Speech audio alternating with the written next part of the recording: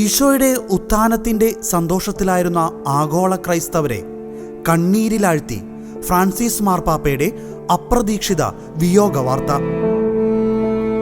ആഗോള കത്തോലിക്ക സഭയുടെ തലവൻ ഫ്രാൻസിസ് മാർപ്പാപ്പ കാലം ചെയ്തു.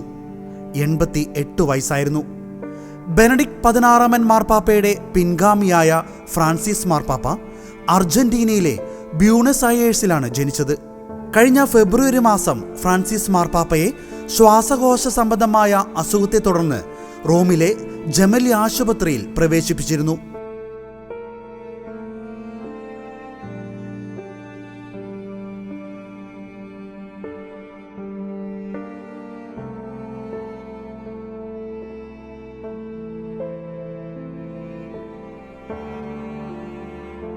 നീണ്ട 33 ദിവസത്തെ ആശുപത്രിവാസത്തിന് ശേഷം ഫ്രാൻസിസ് മാർപ്പാപ്പ രോഗമുക്തനായി തൻ്റെ വാസസ്ഥലത്തേക്ക് എത്തിയത് ഏറെ ആശ്വാസത്തോടെയായിരുന്നു ആഗോള ക്രൈസ്തവർ കണ്ടിരുന്നത്.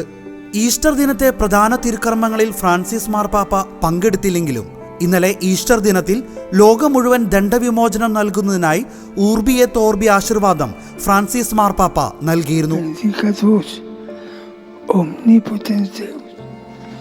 Pater, et Filius, et Spiritus Sancti. Amen. ആ സമയം ഇത് തൻ്റെ അവസാനത്തെ ദണ്ഡവിമോചന ആശീർവാദമായിരിക്കുമെന്ന് ലോകത്തിലെ ക്രൈസ്തവർ ആരും തന്നെ വിചാരിച്ചില്ല.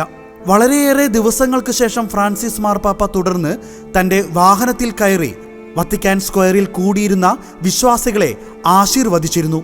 ഫ്രാൻസിസ് മാർപ്പാപ്പ തൻ്റെ സാധാരണ ജീവിതത്തിലേക്ക് തിരികെ വന്നതായി ക്രൈസ്തവർ ആശ്വസിച്ചിരുന്ന സമയത്താണ് ഫ്രാൻസിസ് മാർപ്പാപ്പയുടെ ഈ അപ്രതീക്ഷിത വിയോഗ വാർത്ത.